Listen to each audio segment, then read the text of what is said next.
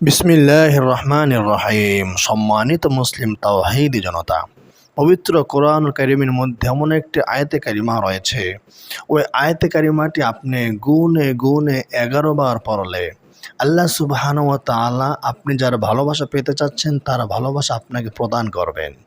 আপনার স্বামী আপনার কথা শোনে না, আপনার স্ত্রী আপনার কথা শোনে না, আল্লাহ তাআলা তাদেরকে বশ করে দেবেন।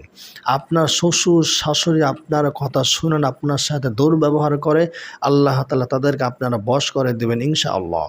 আপনার ছেলে আপনার মেয়ে আপনার ছাত্র আপনার কথা শোনে না, আল্লাহ তাআলা তাদেরকে আপনারা বশ করে দেবেন ইনশাআল্লাহুল আজিজ।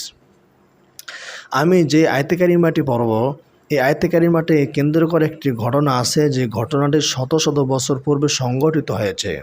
আমি সেই ঘটনাটি আপনাদেরকে বলবো, তবে তার পূর্বে আমি আয়াতে কারিমাটি কীভাবে পড়তে হবে সেই নিয়মটা আপনাদেরকে সংক্ষেপে বলে দিচ্ছি। প্রথমে কয়েকবার দুরূদ পড়বেন, আপনি 3 বার দুরূদ পড়বেন সাল্লাল্লাহু আলাইহি ওয়াসাল্লাম, সাল্লাল্লাহু আলাইহি ওয়াসাল্লাম, সাল্লাল্লাহু আলাইহি ওয়াসাল্লাম, এই দুরূদটি 3 বার পড়বেন।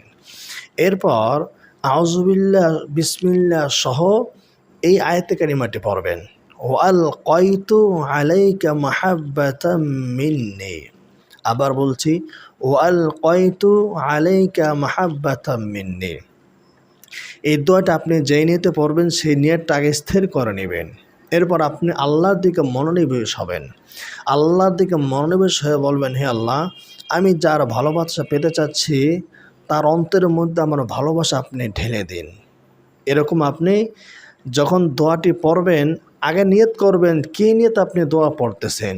এরপর যখন দোয়াটি পড়া শুরু করবেন, যখন এই আয়াতে কারিমাটি পড়বেন, তখন আপনার মনটা আল্লাহর দিকে চলে যাবে। আপনি আল্লাহকে মনে মনে বলবেন, আল্লাহ, আমি যার ভালোবাসা পেতে চাচ্ছি তার অন্তরে আমার ভালোবাসা ঢেলে দিন, সে যেন আমাকে ভালোবাসে। এরকম নিয়ত করবে, এরকম আল্লাহ তাআলার সাথে আপনার একটা সম্পর্ক থাকা লাগবে। 11 বার এভাবে আয়াতে কারিমাটি পড়বেন এবং আবার 3 বার দুরূদ পড়বেন। এভাবে আমল করবেন। আপনি যাকে বশ করতে চাচ্ছেন সে আপনার সামনে হোক কিংবা আপনার দূরে হোক, যেখানে থাকুক না কেন, যেই নিয়মে বলছে আপনি এই নিয়মে পড়বেন ইনশাআল্লাহ। আল্লাহ তাআলা আপনার মনের বাসনা কবুল করবেন, মঞ্জুর করবেন। তবে এই দোয়াটি আপনি সর্বোত্তম হয় যদি শেষ রাতে পড়তে পারেন।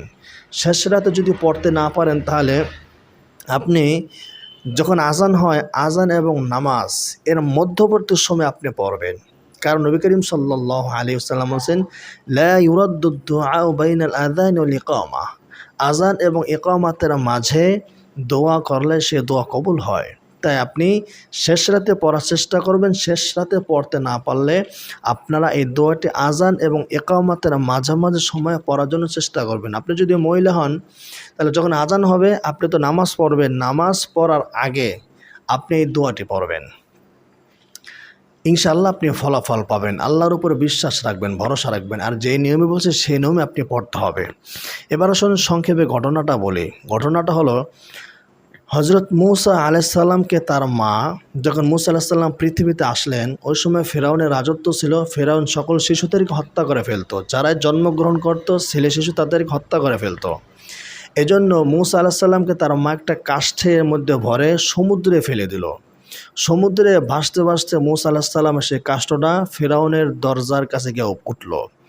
তখন ফেরাউনের স্ত্রী আসিয়া এই বাক্সটা দেখে কৌতূহলবশত সে খুলে দেখলো সুন্দর একটা ফুটফুটে বাচ্চা দেখা যায়। আর আসিয়ার কোনো বাচ্চা হচ্ছিল না, ফেরাউনের কোনো বাচ্চা হচ্ছিল না। এজন্য আসিয়া বাচ্চাটাকে আদর যত্ন করে বাসায় নিয়ে গেল। ফেরাউন দেখে তো খেপে গেল, তুমি বাচ্চা কোথা থেকে নিয়ে আসছো? তখন আসিয়া এই ফেরাউনকে বুঝিয়ে সমঝিয়ে এই বাচ্চাকে রেখে দিল। এখন এই বাচ্চা কারো দুধ খায় না।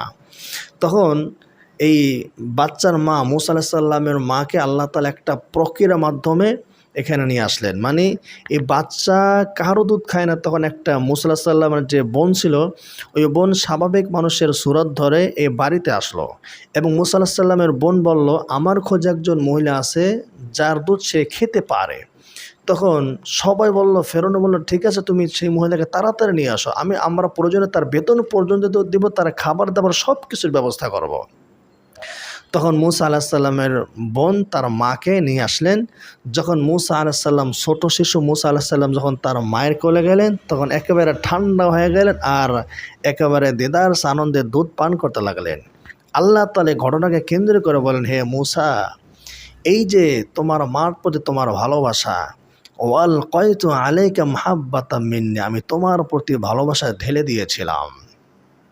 তো ওখানে আল্লাহ তাআলা বলছিলেন, ওয়াল কয়তু আলাইকা, হে মূসা, তোমার প্রতি তোমার মায়ের ভালোবাসা এবং আসিয়ার ভালোবাসা আমি ঢেলে দিয়েছিলাম, ফিরআউনের ভালোবাসা ঢেলে দিয়েছিলাম, এই জন্য শত্রু পর্যন্ত তোমাকে কিছু করতে পারে নাই। তো প্রিয় ভাই এবং বোনেরা, যারা এই দোয়াটি পড়বেন ইনশাআল্লাহ আশা করি আপনারা ফল পাবেন। বিশ্বাস রাখবেন, ভরসা রাখবেন আল্লাহর উপরে, আল্লাহ তাআলা আপনার বিশ্বাসের পরিপূর্ণ মূল্যায়ন করবেন ইনশাআল্লাহুল আজিজ।